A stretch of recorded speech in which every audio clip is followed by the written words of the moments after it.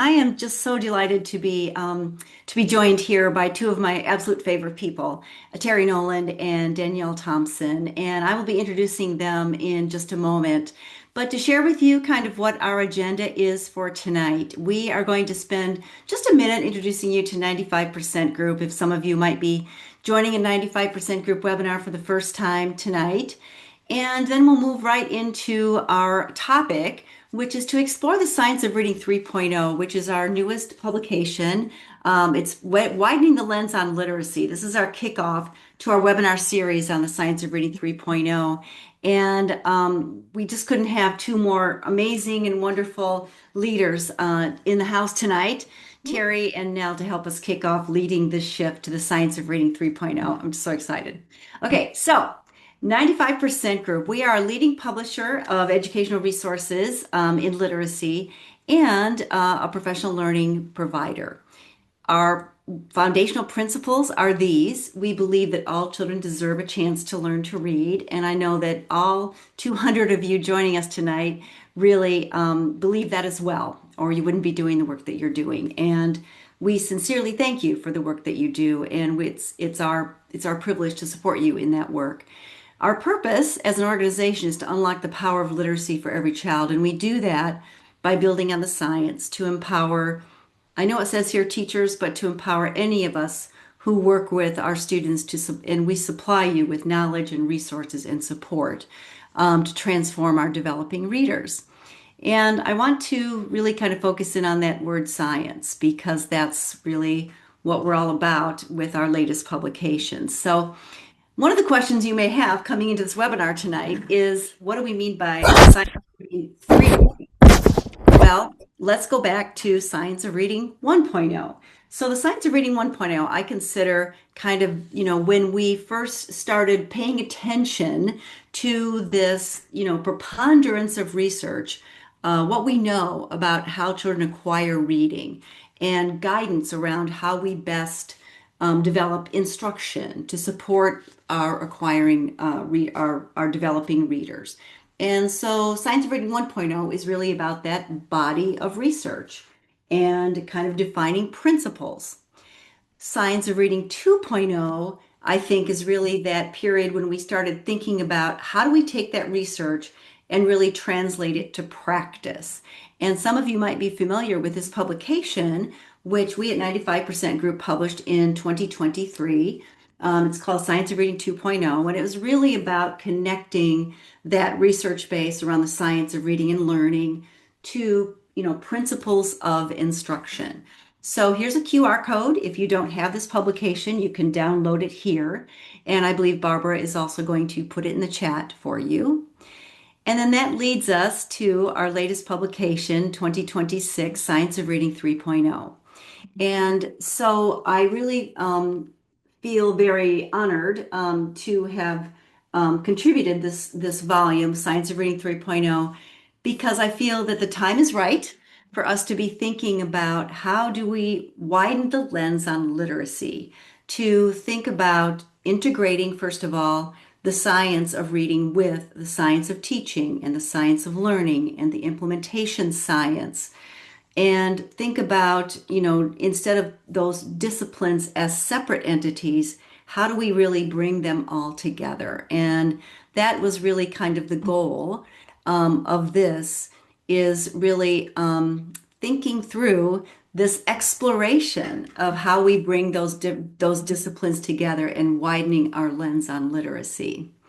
I'm really so, I guess, again, honored to know that there are 18 expert voices in the field, and you see their pictures here on this slide that contributed to this book and each of their respective fields.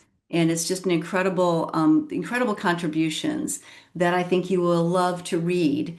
All these different voices that have contributed to this book. And you can download it here. And again, I believe Barbara's going to put this in the chat as well. So the two people I asked first, and again, so honored that they said yes, were Danielle and Terrie, our two esteemed guests tonight. And I think these are the two leaders that really are on the cutting edge of leading us into The Science of Reading 3.0. And each of them has made significant contributions to this book. Danielle contributed a piece that opens the book. Danielle and her partner here, Maggie Snowling, contributed a piece on language as the foundation of reading. And then Terrie and Danielle contributed an incredibly important piece on leadership, and most importantly, on systems leadership and aligning systems leadership. So we're going to dig into both of these topics tonight. And you're also going to have a chance to hear more about their work that they're putting out there into the world as well. So, with that, I would like to then stop sharing so you can see their beautiful faces here. And I would like to introduce to you Terrie and Nell. So, I'm going to introduce you by reading their bios here. So, Danielle Nell Thompson, PhD, is a nationally recognized literacy leader, leadership coach, and founder of the Transformative Reading Teacher Group and the Big Sky Literacy Summit. A speech language pathologist turned systems change leader, she has served children and educators from Alaska to Mississippi, always guided by her belief that language is the foundation of learning, leadership, and human connection. A former National Letters trainer with a doctorate in literacy studies, Dr. Nell is also a certified John Maxwell leadership coach and high performance coach. As the volunteer president of the Reading League Montana, she leads with contagious energy and systems level clarity, helping educators and leaders rethink, unlearn, and elevate their practices. Through her work, Dr. Nell inspires schools and the people within them to thrive, build culture, and unlock every learner's potential. So true.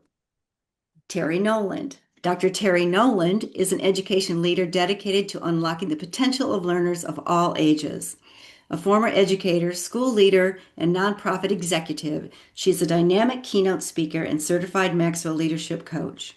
She holds a doctorate in literacy and educational leadership and is known for the contagious energy and heartfelt storytelling. Dr. Noland believes great leaders cultivate success in others and strives to ignite motivation and purpose wherever she goes. When not mentoring, energize emerging leaders or expanding her knowledge, she shares her vision of a world transformed by literacy and leadership. And I can tell you just from knowing these two wonderful human beings that all those words are very, very true and authentic to both of you. So thank you for joining me tonight. Oh, thank you so much, Thank Laura. you, Laura. Yeah. So there's so much to talk about. I think the first topic, like I said, I would really like to talk about is putting language at the center of literacy. And I am indebted to you, Nell, for really raising our collective awareness of the importance of attending to the primacy of oral language. And I think about the cornerstone of Big Sky Literacy last year really was, putting oral language at the center of literacy. And that was really the impetus for making that the opening piece that you and Maggie contributed to Science of Reading 3.0. So, could you just kick us off here by speaking to this and specifically talking about what you mean when you say reading is language and how that really changes our understanding of the current models of reading? Wow. Laura, thank you so much for having the courage to put these books out. I'm just so proud of you and 95% Group for doing this work because it's setting a precedent in the field that we're all growing together and that we have to grow this knowledge base. So really thank you to both of you online and your whole team behind, because this is a beautiful publication, everybody. If you have your hands physically on it or if you download it, Terrie and I put it on our presentations now. We're just really proud of the work you're doing. So thank you. Oh, thank you. That means a lot. Thank you so much. Yeah. So to answer your question, gosh, I want to speak to all the teachers and interventionists and speech language pathologists out there. when I started to think about doing the Big Sky Literacy Summit, I really was doing it because of all that I had learned through being a coach in schools, a transformational coach, working in comprehensive literacy state development grants, doing a lot of transformation work in very complex environments where I had really started to think about my roots. And my roots are, I'm a speech language pathologist.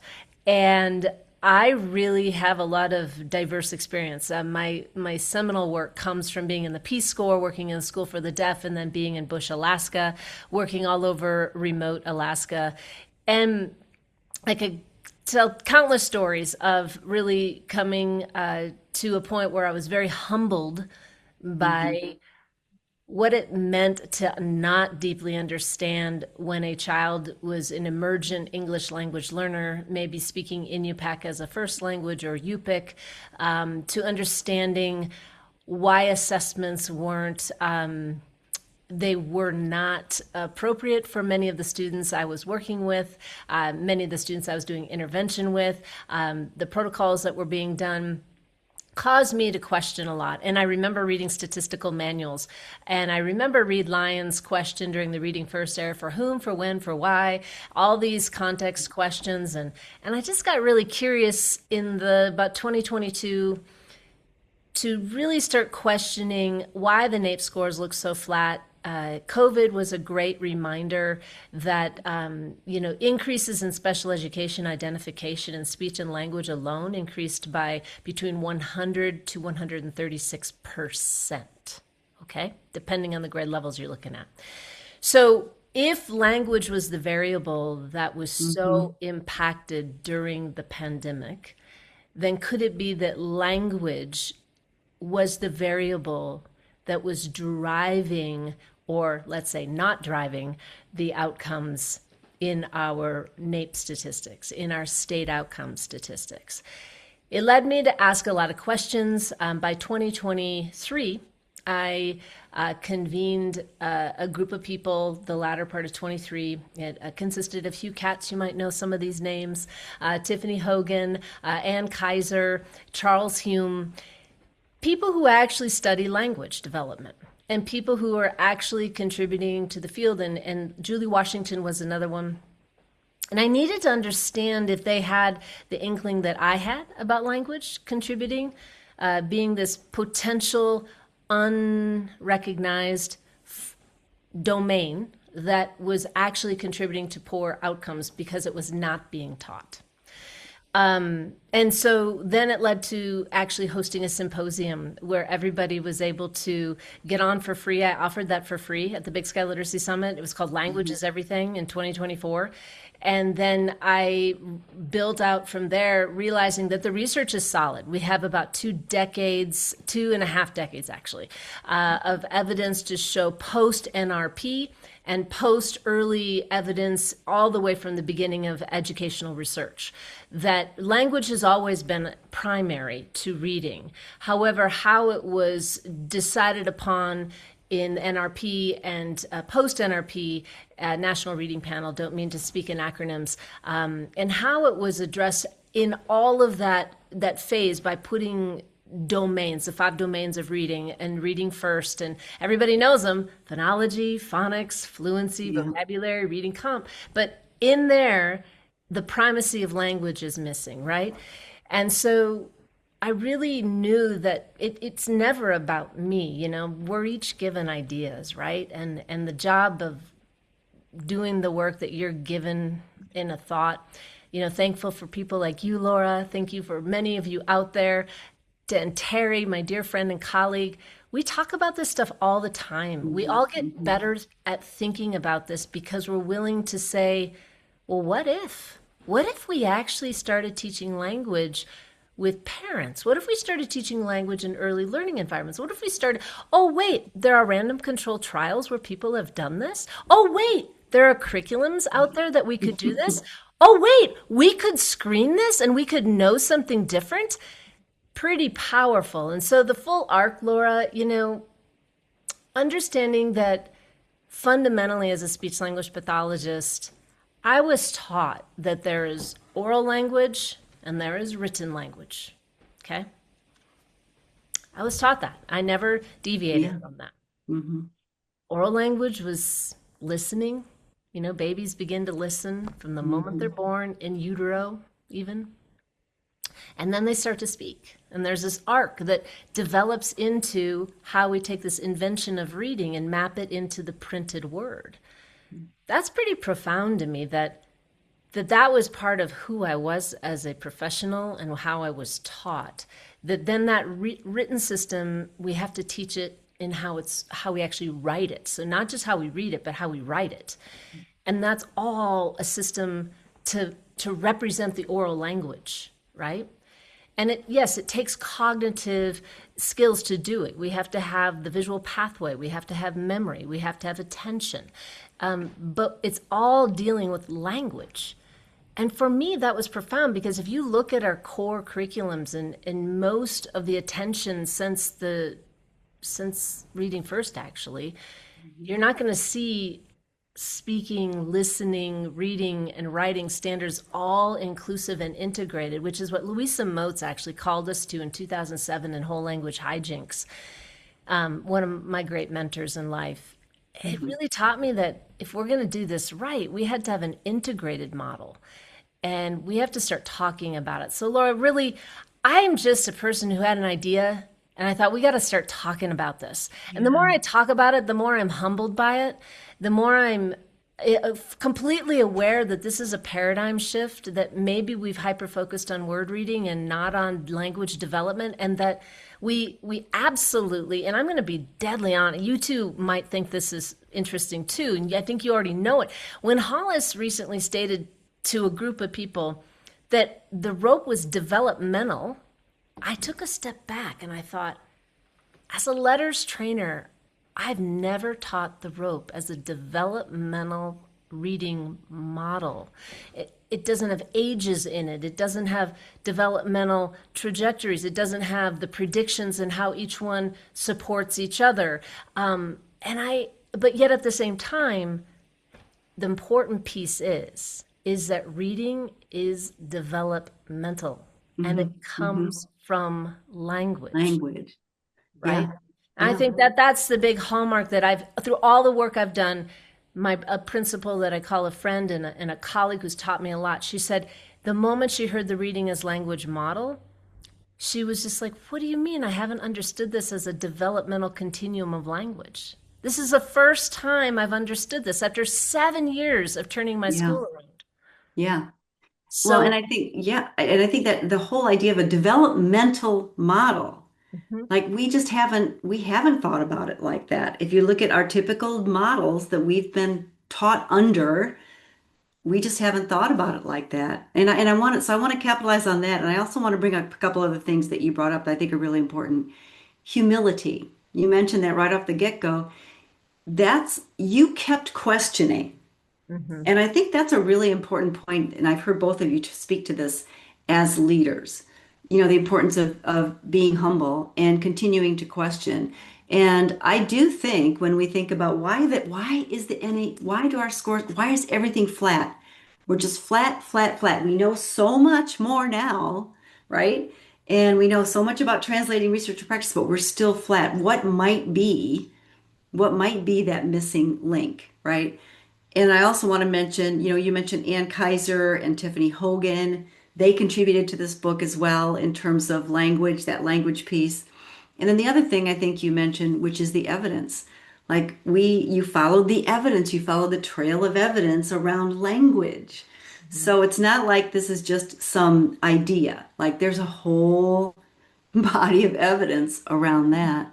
So yeah, so wonderful. So Terry, I want to bring you into this as well because I heard you just recently at Plain Talk give a tremendous talk. First of all, the whole thing was great, but you also talked about the history of how language has always been a foundation of literacy, right? And you went all the way back to kind of the annals of education, and we've operated with some assumptions in terms of the instructional implications of oral language. And I just wonder, going back to our models, like you said, like Hollis Scarborough, she talked about it's always been developmental. So has this all just been an oversight on our part? Can you speak to the fact that while it was spoken widely of during the National Reading Panel days, in like, for example, Reed Lyon's testimony, he talked a lot about oral language. It wasn't named as a pillar. And was that a big miss on our part? And if so, what are some general recommendations maybe that we can make around instruction? What are the implications? Yeah. I know there's a lot in Yeah, that. yeah. There's a lot what I just said. There was a lot in that, absolutely. But as Danielle mentioned, I mean, it's not new, and the history and I did a historical lineage of oral language going all the way back to Vygotsky, and how all of his work just stood on oral language, and he was a mentor to D.B. Conan. We all know Conan boxes, right? I mean, my goodness, that's we use his name. His mentor was Vygotsky. And he even talked about that even the phonology, phonemic awareness, it's built on oral language. And I think what we've done a lot of times as practitioners, it says, oh, well, we're taking care of it because we do phonemic awareness, we do phonology, and so we're taking care of that oral language. But if you'll keep going through this historical lineage all the way, you've got Al Lieberman, Haskins Lab. Danielle and I, we love this quote from him. Reading is parasitic on language. Hmm. It feasts off of language. It thrives. It just, if we know parasites, Yeah, they you cling kind of on to can't stuff. get that out of your head. Like I you know. can't unsee You that. can't get it Yeah. out of your head. Reading just feasts off of language. And going to Catherine Snow or Doris Johnson, Reed Lyon. I mean, the historical lineage is there of the researchers that did this work. And was it an oversight? No, it's been there. But I think the trajectory of where we've come and how NRP gave us those tremendous 5 pillars, and and then we heard this phrase all along. I know we've all heard it. Is oral language is natural, reading and writing must be taught. Hmm. And so we kind of got in our heads that, oh, oral language is natural. Okay, bam, that's taken care of. Yeah. And and I think it's led to some assumptions. I think it's led to a little bit of this oversight when what we need to truly understand and do is integrate that speaking and listening into what we're doing daily in the classroom. And when we talk speaking and listening, children have to put words in their mouth. Yeah. Adults have to put the words in our mouths, not just you tell me words, you give me the code to decode the words. I have to speak the words. There's something about rolling a word around in your own mouth, pulling it together in the context of a sentence, making it placed just right in a flow that works. There's something magical about that. And as educators, we need to be really on the lookout for ways to incorporate that. There's all kinds of ways through structured, Hmm. intentional practices. Teachers need Hmm. to model really great Hmm. language, how their Hmm. sentences are put together. Hmm. We need to do very intentional vocabulary routines, not just here's the words, write the words. No, Hmm. true vocabulary routines. McEwen and Beck, all of the Hmm. Hmm. vocabulary work that's out there to integrate this fully into our classrooms. Right. Let me go say mess a couple comments from the from our listening audience here. Somebody mentioned during Reading First Days, New Mexico added oral language as the sixth big idea of reading. And I remember back when they did that, they saw the need to focus on language in their state. Somebody asked, is it a foundation rather than a pillar? Rhonda asks that. Do either of you have a comment on that? Yeah, I think one of the most important things to fully acknowledge here is that the National Reading Panel was convened and printed in 2000, okay? The Hmm. formative research on oral language and what we know now happened after that, okay? Hmm. Meaning there have been really excellent research studies that now show us that it should be the foundation and there should be a pillar.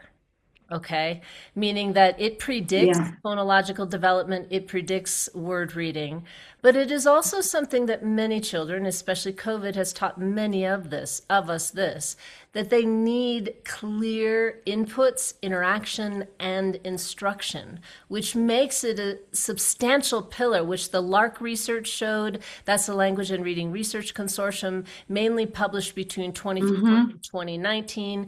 And then Yes. we have another huge longitudinal line coming out of Oxford in the UK with Maggie Snolling and Charles Hume. That work showed us again that language was predicting these things, and that when you measured it early, taught it early, it changed reading comprehension, and it was very durable. It had durable effects. We have Doug Peterson and Trina Spencer doing long lines of research on this, and this all has happened after 2000. So Mm-hmm. not that we just knew it was primary, we now know we have evidence for effect in the research for Mm-hmm. instructing. We didn't have the tools. And shout out to New Mexico. I'm with you. I served in sites similar. Alaska is where I served in Reading First. We also used oral language because Mm-hmm. I want to give a shout out to the actual war on poverty research out of the 60s. It was where the massive amount of research coming into the National Reading Panel substantiated that if we address language for children who come from impoverished language environments, we will change their future of literacy Mm-hmm. outcomes. Mm-hmm. Okay. So Mm-hmm. that's where a huge push on language. So you would find language curriculums in places where Reading First, where their free and reduced price lunch numbers were high.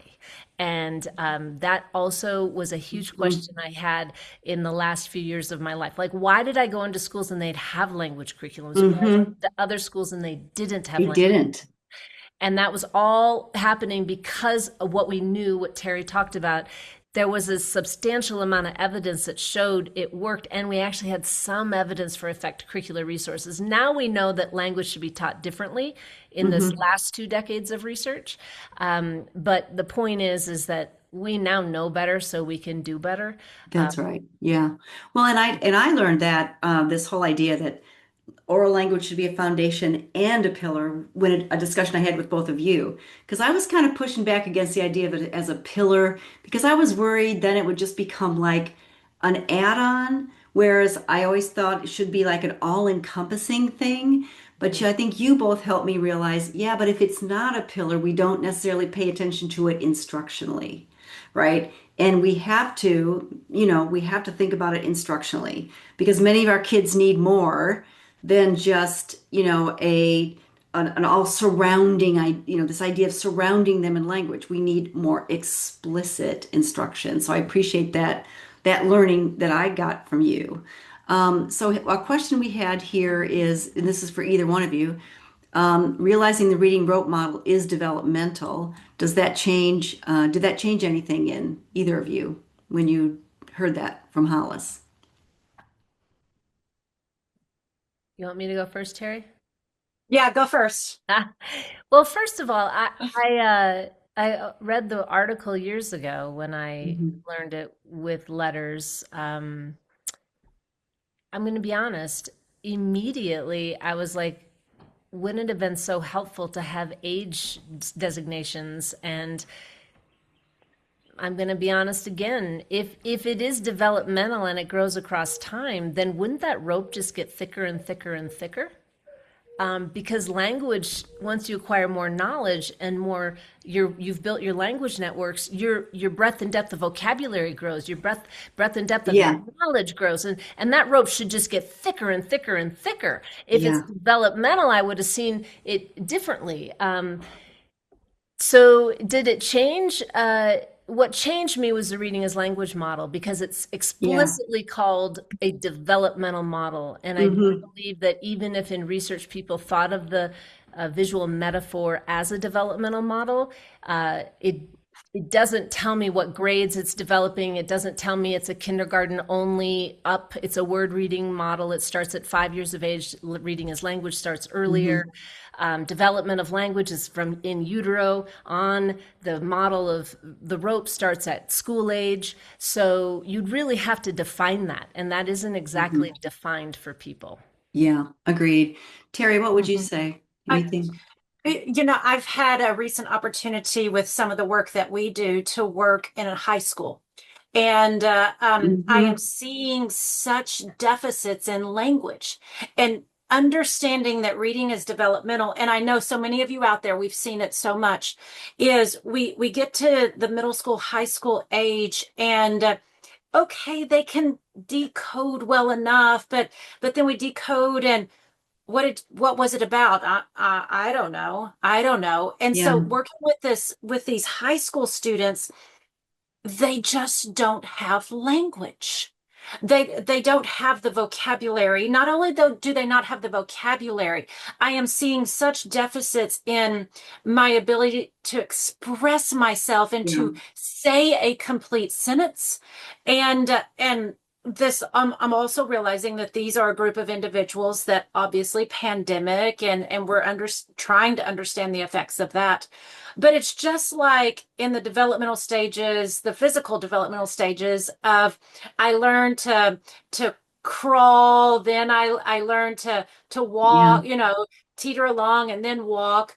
It's just like that. I've got to do all those stages. So my little granddaughter, she crawls with a little hitch. Her right leg she hitches. Now she goes to physical therapy and they said, Yeah, "We don't want that hitch because it's going to mess up her walking later." It's yeah. like, bam, it's a developmental thing. We want true crawling. And just like in reading, my those high school kids, they missed out on so Hmm. much speaking and listening, Yeah, as that's right. well as decoding, the skills related to decoding. And Hmm. because they missed out on those developmental stages. Yeah, and I would also like to say, one thing I've really been paying a lot of attention to recently too is this idea that, if our students can't hear, and this is part of our job in the way we speak as teachers, if they can't hear, listen to complex, sophisticated sentences and speak in complex, sophisticated sentences, they certainly can't read and understand complex, sophisticated sentences or hold the meaning from beginning to end of a complex, sophisticated sentence. So, from an oral language perspective, we've got to think about what kind of models we're putting out there as well. We can't assume that learning to read is going to make up for a deficit in understanding complex, sophisticated oral language once they get to be older students. And so when I hear from teachers in the secondary school that say, our kids can't read an entire novel, or our kids are going to college without having read an entire novel. They're not able to grapple with some of this real complex text. And it goes back to language, right? It's not just the fact that they can't decode multisyllabic words. It goes back to language structures, I think is what you're getting at, Terry, is these language structures. Yeah, at the language level. Absolutely. Yeah. So, Absolutely. And and and Laura, to add to that, we also we don't understand the effects, I think, at this point, largely. There's studies, the effects of the technology on what it's doing to language as well. We don't need to go down that rabbit hole, but there's so many of the environmental impacts mhm, that helps us when we say, oh yeah, language is natural. We have to understand that in any environment, it is about what Danielle loves to say. It's the input, it's the interactions, it's the instruction that happens around that child that's going to make a difference. okay, say those three things again. Input, It's input, input, interaction. interaction, and instruction. Okay, y'all, I want y'all to think about that. Everybody who's listening on this tonight, input, interactions, instruction, okay? Language, inputs, interactions, instructions. So, Nell, before we move on to leadership, how would you rewrite that if we were instead of us saying speaking is natural, reading and writing are not, how would you say that differently? Oh, such an important question. It's going to Because be I honestly, I've said that 1,000 times. I mean, I wish I had a good. dollar for every time I've said that, and I want to be able to say it. I want to be able to be right and not say that anymore. Right. Well, good news. The Reading Universe is going to be pushing out new maxims soon. So they will be informed around that. First maxim used to say that, right? Um, Hmm. and so that's exciting. So everybody be on the lookout for that. But, Terry and I say something like, what if we said that language for up to 80% of children needs to be intentionally thought about through inputs, interaction, and instruction. In some Yeah. research studies, let's just be real. I'm in several schools where we actually are 100% free and reduced price lunch. We have high probability of children having really impacted lives. And in fact, we have high mobility rates. We have historical impoverished free and reduced price lunch and mobility and generational trauma and all the things going on. And the moral is that when we've changed the inputs, the interaction and instruction around language, this goes into our leadership component. When you go upstream and you change the structure of the river and how it's flowing, and you change the banks and you move the entire flow of water towards teaching the input of language, it's going to support how they learn to read. It's going to Yeah. support third 100%. grade reading comprehension. In one of my schools, we were at 3 to 5% performance in third grade, and that held for a decade. And to come in and turn that around, Terry and I are now addressing the 7 sciences. We're not talking about the science of reading anymore. It's the Hmm. 7 sciences. You got to do economic development, community development. You've got to address poverty and Yep. community and science of teaching and science of learning. But before That's that, right. the leader has to be leading. We'll talk about that. But coming Hmm. back to this concept that uh, it is biologically primary, everybody. Language is this system, this Yeah, we can say beautiful that. Yeah. system in the brain. Hmm. What's happening with our children born into this world right now, because human evolution and technology evolution, that means artificial intelligence evolution, we're changing. We're just changing fast. And we know that historically, really good interaction, human interaction, changed children's lives. And COVID showed us that when they Hmm. didn't get good human interaction, we had this crazy increase in special ed identification and Right. speech and That's language. right. That's Just right. came out of Southern Colorado, and they increased by six. They had 600 children qualified. They went to 1,200. They Yeah. doubled their caseload in speech and Right. language. That's And that's right. just an isolated case. I'm talking national statistics. Right. It's around Right. 100 to 136% increases. Okay. So that means that language didn't just happen for those kids. That's right. That's That right. means we as an educational body, that we as leaders in this work have to say, wow, let's go upstream and change the flow coming into our Yeah. That's children. right. That means we're probably going to have to look at our curriculums and think about, something I'm going to pull from Louisa Moats's Whole Language Hijinks. This is a quote. Okay, these are a few. We have to interweave several components of language, such as the speech sounds, the word structure, word meaning, and sentence structure, into the same lessons every day. And phonics is more than what most people think, including many phonics advocates. We must realize it's more than simple connections between letters and sounds. Amen, And that's Louisa. 2007. Yeah. Louise is advocating for coming back to the language roots of literacy instruction, Yeah. That's right? right. So Yeah. there you go, Laura. That's right. Well, I want to draw everybody's attention to a lot of things. There's the chat is just lit up, and there's so many great things in the chat. We've got Terry, you put, we're biologically primed for language, however, it relies on input, interactions, and instruction. Thank you for that. Kevin, I love what you wrote here too. You had a really nice thing here. Language might be natural, but there's a low environmental ceiling if language input is not pushing the boundaries of more complex language growth. I like that a lot too. And we also had a really nice quote here. I don't know if I can go back far enough to find it, but anyway, there's a lot of good stuff in the chat here. So thank you all for your contributions. But I do want to move on to leadership. So in the Science of Reading 3.0, your essay, the two of you wrote a beautiful essay. And one of the things that you wrote in your essay, you called your essay Leadership Breakthroughs Begin with When Leaders Align Systems. And I think it is masterful because you address systems thinking, which I think is really a missing link in leadership. So, can you, one of you, just kind of share with our audience what you mean by system thinking? What are some kind of hallmarks around being a systems thinking leader? So we really got tuned into this. Oh, it's been over a year now because when you go in and you do this work and you work with individuals, you understand how interconnected everything is. We live in systems. My goodness, our body is a system, right? We have our muscular system, our skeletal system, our, everything that is. We learned about this, what, fifth grade science. We live in systems and they are so intertwined, interwoven.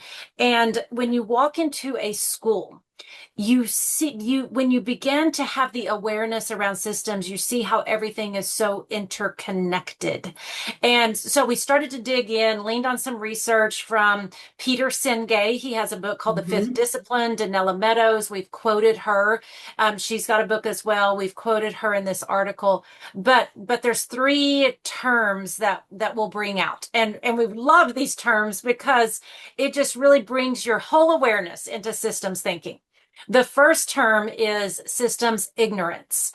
And that is when we go about our lives, our days, our school day, and it's not that we refuse to see the system at play, but we haven't been awakened to the awareness that whatever is happening in this instructional time is actually really connected to what needs to happen over in this instructional time. Mhm. Our Mhm. assessment protocols, are they connected? Our communication patterns, how is our schedule actually feeding everything? What are we doing as far as this interconnectedness?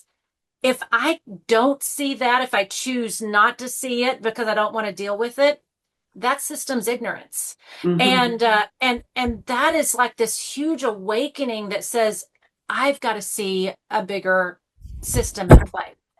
Systems intuition. Oh, go ahead. Do you want to speak to that one? No, No, you no, do systems intuition. no. You go ahead. I'll give a real life example of all of it.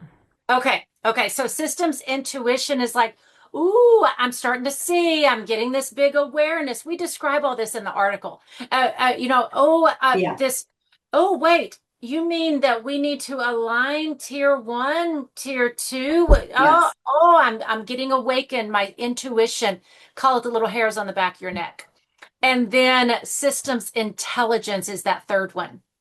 This is where leadership comes to life in systems intelligence because it says, okay, I'm the leader and I truly am the architect, the engineer, and the designer of how these systems are going to speak to one another, how they're going to feed one another, how I lift people into the work in each of these areas. That's where the true magic happens, is in a systems intelligence thinking.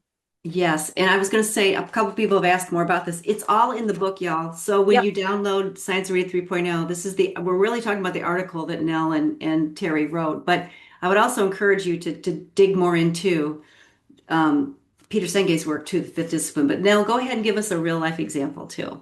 Yeah, I mean, I couldn't be more grateful for Peter Senge and Donella Meadows at this point in my career. I think it takes a little bit of experience in schools and doing the work to realize that systems thinking takes you have to zoom out. You have to be willing to really see the interconnectedness of an of a body of education, the community, the leadership, the what the first grade team is doing, the second grade team, the fifth grade team, the 12th grade. It's all interconnected. Everything's interconnected, and so I have the privilege of being in a few systems now. One, I'm going on 6 years. And this is the one I mentioned just a little bit ago. And one of the things I have the privilege of doing is always being zoomed out and always thinking about the big systems and the drivers. And big systems thinkers are always realizing that even the littlest of levers for change can right a system. And one of the things that happened recently is that we said, can we stabilize our tier one instruction? We have a lot of system intelligence. We see some teachers who have really used their data to inform their instruction. We have Dibble's 8th edition. We have iReady for this global kind of classroom tool. But the more important data is valid, reliable assessment of word reading is Dibble's 8th. And then we have language screen by Oxford and assessment. And what we were seeing is we're really good at stabilizing word reading, okay? Mm-hmm. And we knew which teachers were stabilizing. That's system intelligence. But the intuition for me was that we weren't getting enough of our kids stabilized. So if language predicts phonology and letter naming and word reading, and I can't stabilize kindergartners fast enough, because I have other schools where we could go to 95% in Dibbles really quick. That is not happening in this system, okay? And they're good teachers. And so we started to teach language, the lever, the one lever that said, if I change the upstream flow and we start doing something differently, the whole system will shift. So that means we're not focusing on word reading and phonological alphabetic knowledge to decoding without in parallel development of the language system. So we're using a random controlled trial curriculum. That means it has evidence for effect for all children. And for the first time in our data set, we have found that the students that we can get to benchmark, we can accelerate really quickly. Now, here's another truth about systems thinking. We have to be in it for the long haul. The long haul. That's right. Language, That's right. if you look at the Abecedarian project out of the Frank Porter Graham School in North Carolina, started in the 70s. They did high quality, rich one-on-one adult-child interactions. You can look up a TED Talk like How to Build a Child. It's a really great one. What they found was that the payoffs of language instruction, they couldn't even see them in 15 months. But what they measure longitudinally, they have 30 years, 40 years. It's like the Connecticut longitudinal with word reading, but this is the Frank Porter Graham research with language longitudinally.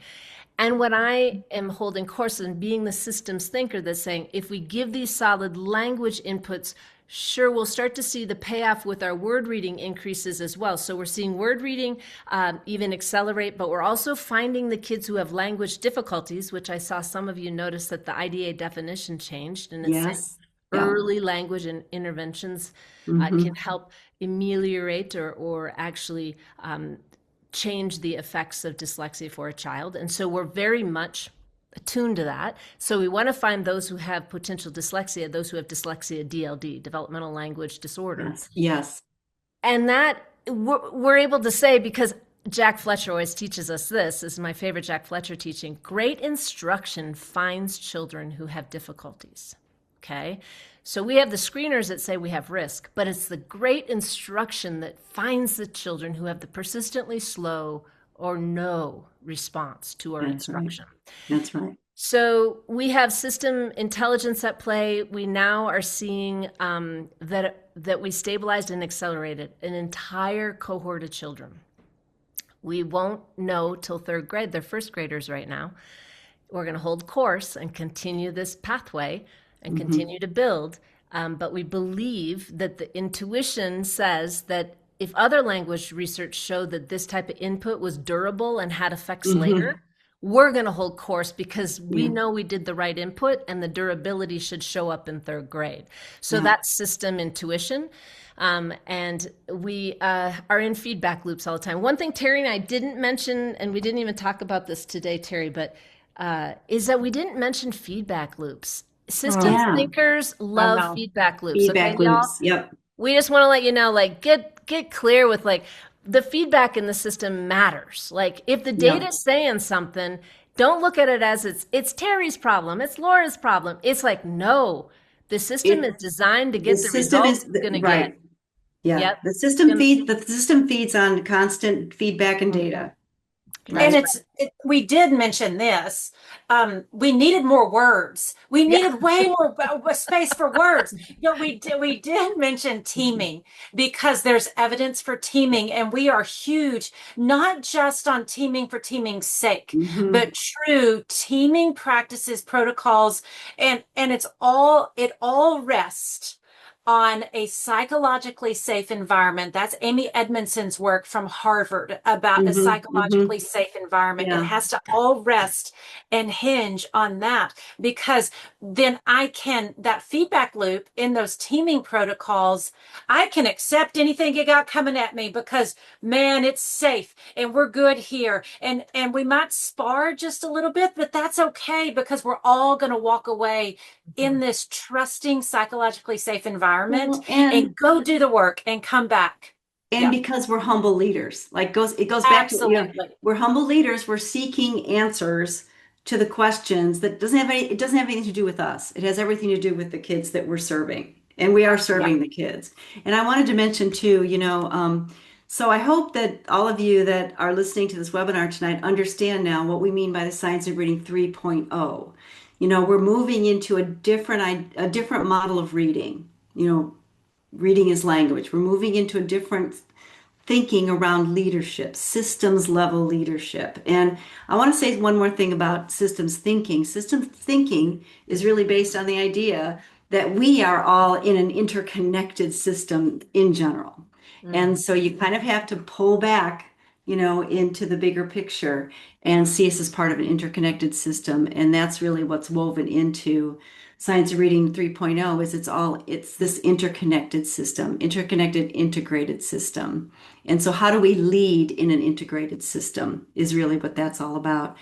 I also wanted to mention, for those of you listening tonight too, we as a 95% group, as a publisher, we are really striving to be a systems thinking publisher in that we have developed a literacy ecosystem in which we are creating a system that is integrated across tiers and across grades and consistent in language and routines and data and lesson design. And that systematic approach is really designed to serve kids. I know one of our listeners put in the chat, the problem of kids that are moving all over the place for tier two instruction. They're losing all this instructional time and they're not getting a consistency of additive instruction. They're getting replacement instruction and losing instructional time. That's not a systems thinking approach. Mhm. That is Yep. a separate approach, a separation approach. Mhm. And that's really what we're trying to move away from. So I wish we had hours and hours more to talk about this. This is just really such a fruitful conversation, and I can't believe we're at the end of our hour. It went so fast. There's so much in the chat too. I'd love to unpack, but I do want to give you both a chance to talk about some of the work that you're doing and to talk about Big Sky and to talk about what's coming up for you both. So I'm going to put this up here and give you a chance to talk about that. Oh, thank you. And everybody in the chat, my goodness, there's so many. There's Uh, so uh, much. we just want to encourage you, really think of systems thinking, think about grade level systems and what's serving students, what's not, and really think hard and have vulnerable conversations. That is the one thing after reading all the comments. So thanks for shouting out to the Big Sky Literacy Summit at the beginning, Laura. We were very appreciative. It is definitely something we hold near and dear. Our niche conference that we hold at the base of a mountain in Montana. And this year we're talking about activating genius because we came off of language is everything, and we're thinking like, how do we continue to build this? How do we activate the intelligence, the system intelligence that Terrie taught us about around language? And so we're going to continue that strong dialogue, but we're also bringing in expert artificial intelligence language learning model builders to help us understand how to integrate that as well, as also some of the greatest mentors in the sciences in reading and learning, and computer science, I should say, are coming this year to Big Sky. So that QR code's on the left there as you're looking at the screen. But Terrie, I'll let you jump in and talk about mentorship. Absolutely. So another thing that we do is our literacy leadership mentorship group. And this group is a dynamic group of individuals. In fact, I see so many of you on here tonight popping up, sharing your voices. But what we do in mentorship is where we truly infuse leadership into the conversation around language and literacy. One of the things that we have noticed so much over the course of our careers is, okay, here are the steps. Here is the process. Here are the things we need to do. But then it all hinges on humans. Humans have to be the ones to take these ideas and put them into practice. And I don't know about you, but have you noticed humans don't like to budge or change very much? It's just kind of our human nature. So what we do is we take work from understanding human psychology, change management, leadership practices, how to communicate the work, and we go live every Wednesday during the school year, September to May, where we do a Wednesday wisdom teaching. And also every Monday, we give you a great dose of inspiration in a Monday motivation video. And it's just a brilliant time with colleagues to take this a step further. Then we go beyond just here's what we do. And here's why and how we do it in mentorship. We'd love to have you. It's on the right-hand side. Yeah, that's great. I mean, you guys do such amazing work, and the mentorship program is just so enriching. So I encourage everybody to check that out. And Big Sky is just again, enriching and it just challenges us to just really think and expand our ideas. And I just encourage everybody to check that out as well.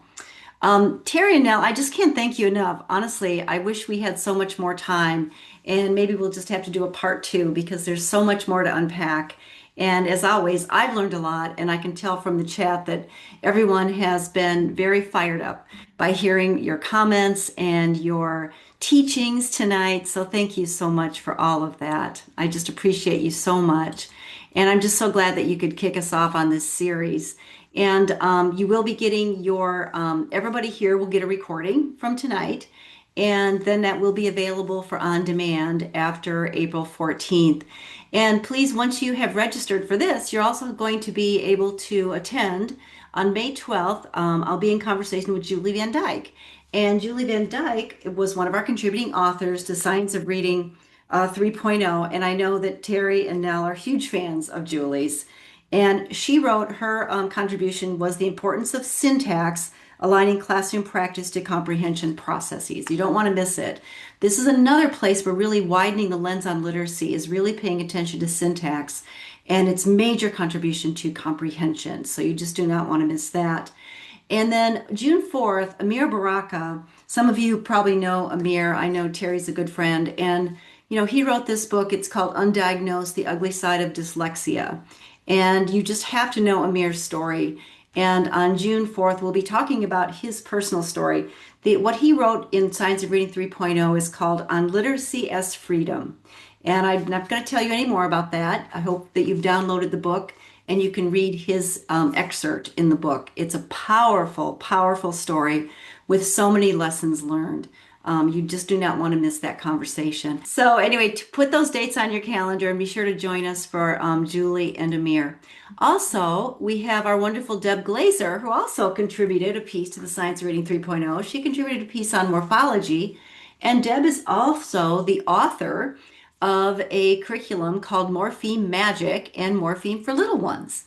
and she is going to be launching our Morphine Magic third edition on April 22nd.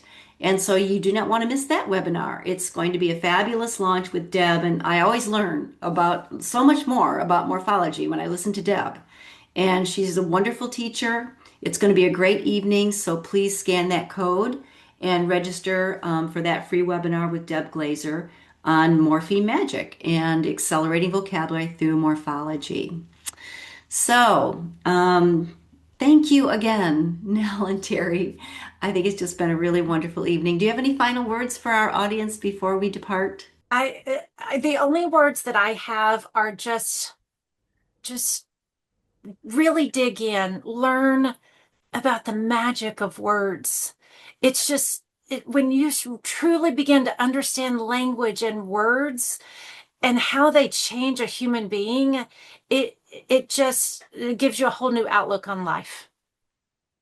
And I'll Thanks, dovetail Terrie. onto that one of the most fascinating and brilliant things I learned this year was from a first grade teacher. And it came when he told me that he pretty much goes back and reads his letters manuals every day, if Oh, not a book from Lindstone, if not a book from Beck and McEwen, if not a book from any other great leader who's written a book for us. But that it took him 4 years to understand why the language essentials for teachers of reading and spelling was so important in his life, mhm. and that it took great study to lead himself, to lead his classroom. So we're always evolving. Just keep choosing to grow. It's the only guarantee that we're going to get better is if we grow. Yeah. Oh, that's so true. Great, great words from both of you. Thank you so much. I still remember, Nell, you and I took our first letters course together back in 2007, 2008, something like that. I don't know, but it was a watershed moment for me, really. So thank you, Louisa. All right, so here's our contact information if you want to reach out to us for any reason. And Terrie and Nell, thank you for letting us put your contact information up here. And then also, if you want to know more about 95% Group and our products and services, here's all of our wonderful account executives. You can just find your location and find the name of your account exec, and there's their contact information. Thank all of you for joining us tonight. We know that you're very busy. Educators, and we appreciate you so much in the work that you do every single day, and that you would spend an hour with us this evening is just humbling, and it is our privilege to support you. So thank you, thank you, thank you so much, and we hope to see you next time. Have a great evening, everybody.